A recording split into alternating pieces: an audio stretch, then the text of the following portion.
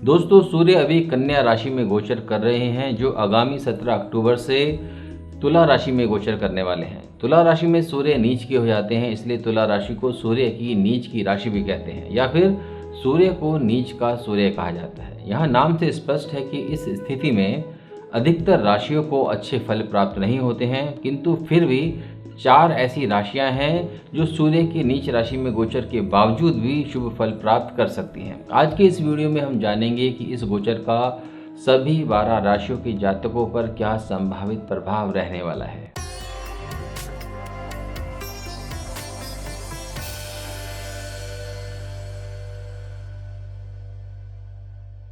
नमस्कार दोस्तों, मैं हेमंत बरुआ आपका आपके अपने चैनल प्लैनेट्स एंड हाउसेज में अंतर्मन से बहुत बहुत स्वागत करता हूं। दोस्तों, सूर्य ग्रह को ग्रह मंडल का राजा कहा गया है और इसे कुंडली की आत्मा भी माना गया है। सूर्य को प्रसिद्धि, प्रतिष्ठा, सरकारी कार्य, पिता, सकारात्मक ऊर्जा, आत्मा, आत्मविश्वास और इच्छा शक्ति आदि का कारक माना गया है। और जैसा मैंने पहले कहा कि आगामी 17 अक्टूबर 2020 से सूर्य तुला राशि में गोचर करने वाले हैं, जो सूर्य के लिए नीच राशि है। हम इस वीडियो में सभी 12 राशियों पर इसका क्या प्रभाव रहने वाला है, इसके बारे में विस्तार से बात करने वाले हैं। और इस वीडियो के अंत में मैंने कुछ सूर्य संबंधित बहुत विशेष उपाय भी बताए हैं, तो आप वीडियो के अंतिम पार्ट को भी अवश्य देखें। तो आइए सबसे पहले शुरुआत करते हैं मेष राशि से। मेष राशि वालों के लिए सूर्य सप्तम भाव से गोचर करेंगे और इनकी दृष्टि आपके लगन भाव पर होगी। दोस्तों, आपके 7वें भाव पर इस समय शनि की दृष्टि भी रहेगी और इस कारण आपको अपने दाम्पत्य जीवन के प्रति विशेष रूप से सतर्क रहकर आगे बढ़ना होगा। इस समय आप छोटी छोटी बातों के कारण मनमुटाव उत्पन्न कर सकते हैं, तो इसलिए अपने मन पर संयम अवश्य रखें। और आपको अपने पारिवारिक और वैवाहिक जीवन में बहुत सूझबूझ के साथ रहना होगा। अपने बिजनेस और कार्य क्षेत्र में आपको अपने कलीग्स के साथ, अपने उच्च अधिकारियों के साथ भी संबंधों को मधुर बनाना होगा। आपका संयम किसी भी तरह के दुष्प्रभाव को निश्चित रूप से कम करने में आपके लिए सहायक रहेगा। आइए बात करते हैं वृषभ राशि की। वृषभ राशि वालों के लिए सूर्य का 6वां भाव मतलब 6ठे भाव से गोचर रहेगा और इनकी जो दृष्टि है वह आपके 12वें भाव पर होगी। 6ठे भाव में नीच ग्रह का गोचर शुभ परिणाम देता है। इस गोचर के प्रभाव से आपकी जो शत्रु हैं वह कमजोर होंगे, आप उनके ऊपर हावी रह सकते हैं। ये गोचर कार्य क्षेत्र में स्थान परिवर्तन के योग का निर्माण भी करता है व इस कारण ट्रांसफर चाहने वाले लोगों की इच्छा पूर्ति हो सकती है। ये गोचर लंबी दूरी की यात्रा या विदेश यात्रा के योग भी बनाता है। सूर्य की सिंह राशि 4थे भाव में होगी, जो सुख भाव है। सूर्य का नीच होने के कारण कुछ सुख सुविधाओं में कमी के संकेत मिलते हैं।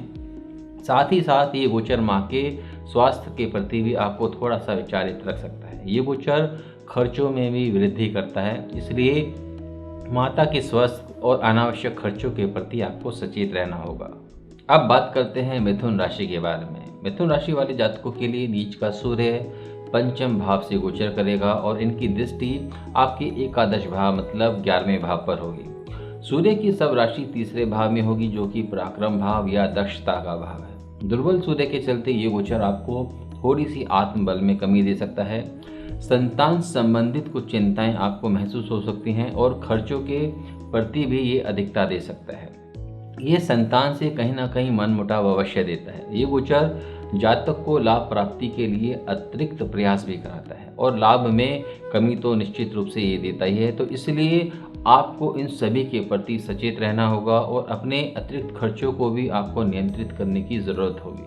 आइए बात करते हैं कर्क राशि के बारे में। कर्क राशि वाले जातकों के लिए इस समय सूर्य 4th भाव से गोचर करेंगे। साथ ही साथ इनकी जो दृष्टि है वह आपके 10म भाव पर रहेगी। वह सूर्य की जो सब राशि है मतलब सिंह राशि, वह आपके धन भाव मतलब दूसरे स्थान पर रहेगी। इस गोचर में आपकी आर्थिक स्थिति कमजोर होने की आशंका रह सकती है। इस समय अपने खर्चों को आप नियंत्रित करके अवश्य चलें और तभी आप इन चीज़ों से निपट पाएंगे।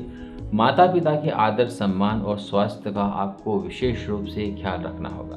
अपने आपको भी आप विचारों की अधिकता से दूर रखें। कुछ समय शांत रूप से मेडिटेशन के लिए अवश्य निकालें। आइए बात करते हैं सिंह राशि वालों के लिए सूर्य का ये गोचर कैसा रहने वाला है। दोस्तों, सिंह राशि के स्वामी ग्रह सूर्य देव हैं और जो इस समय तीसरे भाव से गोचर करेंगे और इनकी दृष्टि आपके भाग्य स्थान पर पड़ रही होगी।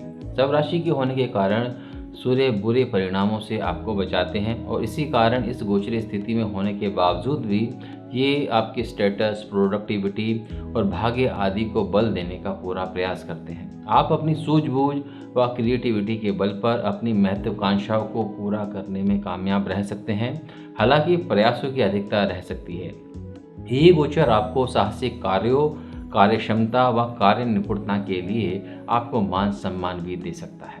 आइए अब बात करते हैं कन्या राशि के बारे में। कन्या राशि वालों के लिए नीच का सूर्य दूसरे भाव से गोचर करेगा और इनकी दृष्टि आपके आयु भाव मतलब अष्टम भाव पर होगी। सूर्य की सब राशि द्वादश भाव में होने के कारण यह गोचर आपके लिए विदेश यात्रा का योग बनाता है, परंतु वर्तमान कोरोना काल को देखते हुए ही इस तरफ निर्णय लें। हालांकि इस समय अधिक खर्चा होने की आशंका से आपके संचित धन में कमी आ सकती है। आपको अपने स्वास्थ्य के प्रति, विशेषकर अपनी आंखों के प्रति सचेत रहने की आवश्यकता रह सकती है। तुला राशि वालों के लिए इस समय सूर्य आपके लगन भाव से गोचर करेंगे और इनकी दृष्टि आपके सप्तम भाव पर होगी।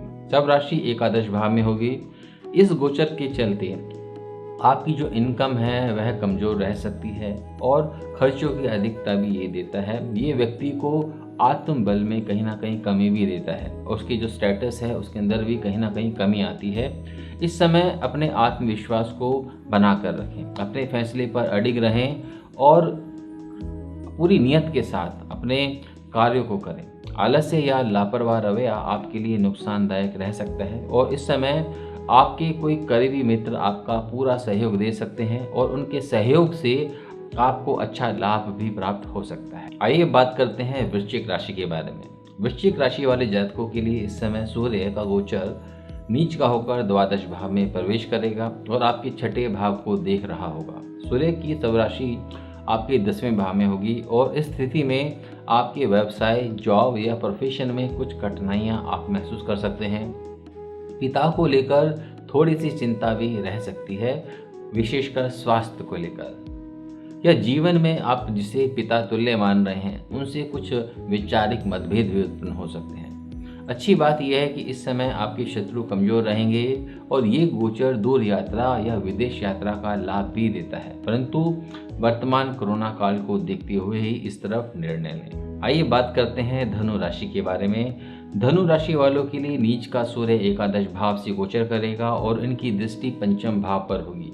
सूर्य की सब राशि नवम भाव में होगी। नीच ग्रह का एकादश भाव में गोचर शुभ परिणाम देता है, इसलिए आपकी इनकम में बढ़ोतरी होने की संभावना है। देखा कि नीच ग्रह का जो सूर्य है वह भी आपको शुभ फल दे रहा है। आपके जॉब या व्यवसाय से भी आपको लाभ प्राप्त हो सकता है और विद्यार्थी जातकों के लिए ये समय अच्छा हो सकता है। केवल धार्मिक कार्य जो है वह इस गोचर में बाधित होने की आशंका है। अब बात करते हैं मकर राशि के बारे में। मकर राशि वालों के लिए इस समय सूर्य दशम भाव से गोचर करेंगे और इनकी दृष्टि चौथे भाव पर होगी। इस समय सूर्य का सब राशि अष्टम भाव पर रहेगी। दसम भाव में सूर्य शक्तिशाली होता है क्योंकि यहाँ इन्हें सबसे ज़्यादा डायरेक्शनल स्ट्रेंथ प्राप्त होती है, इसलिए इसके नकारात्मक परिणामों में कमी आ सकती है और शुभ फल भी प्राप्त हो सकते हैं। इस गोचर काल में आपका स्वास्थ्य सामान्य रहेगा। अपने व्यवसाय या जॉब से आप संतुष्ट रहेंगे। आपको पिता या पिता तुल्य बुजुर्गों की सलाह से लाभ भी पहुंचेगा। आपका अपनी संतान से तालमेल अच्छा रहेगा और संतान से विशेष लाभ भी प्राप्त हो सकते हैं। आइए बात करते हैं कुंभ राशि के बारे में। कुंभ राशि वालों के लिए नीच का सूर्य नवम भाव से गोचर करेगा और तीसरे भाव को देख रहा होगा। सब राशि सप्तम भाव में होगी। इस गोचर काल में आप अपने दाम्पत्य जीवन में कुछ कठिनाइयों का अनुभव कर सकते हैं, तो इसलिए अपने मनोभाव पर संयम अवश्य रखें। छोटी छोटी बातों को बहुत ज़्यादा इम्पोर्टेंस ना दें कि जिसकी वजह से मतभेद उत्पन्न हो जाए। कुछ चीज़ों को इग्नोर भी करना सीखें। आपकी कार्य क्षमता थोड़ी सी कमज़ोर रह सकती है, आपका भाग्य थोड़ा सा कमज़ोर रह सकता है और प्रेमी जोड़ों में वैचारिक मतभेद उत्पन्न हो सकते हैं और भाइयों से जो सपोर्ट आप चाहते हैं उसमें भी कमी रह सकती है। आइए बात करते हैं अंतिम राशि मीन राशि के बारे में। मीन राशि वाले जातकों के लिए इस समय सूर्य अष्टम भाव से गोचर करेंगे और दूसरे भाव को देख रहे होंगे और सूर्य की जो सब राशि है वह छठे भाव में होगी। इस गोचर के समय आपके शत्रु आप पर हावी रहने का प्रयास कर सकते हैं, आपके प्रति कोई साजिश भी कर सकते हैं। ये गोचर स्वास्थ्य में उतार चढ़ाव भी देता है और ये गोचर जो आपका संचित धन है, मतलब जो एक्यूमुलेटेड वेल्थ है, उसमें भी ये कमी कर सकता है, बल्कि खर्चों की अधिकता दे सकता है। दोस्तों, इस वीडियो में इतना ही। सूर्य को मजबूत करने के लिए आप रविवार को ज़रूरतमंद व्यक्तियों को गुड़, गेहूं का दान करें। पीतल या तांबे के बर्तन का दान भी किसी मंदिर या सेवा संस्थान में आप कर सकते हैं, या फिर किसी मंदिर या सामाजिक निर्माण कार्य में आप श्रम दान कर सकते हैं, या अपनी सुविधा के अनुसार या यथासमर्थ दान कर सकते हैं।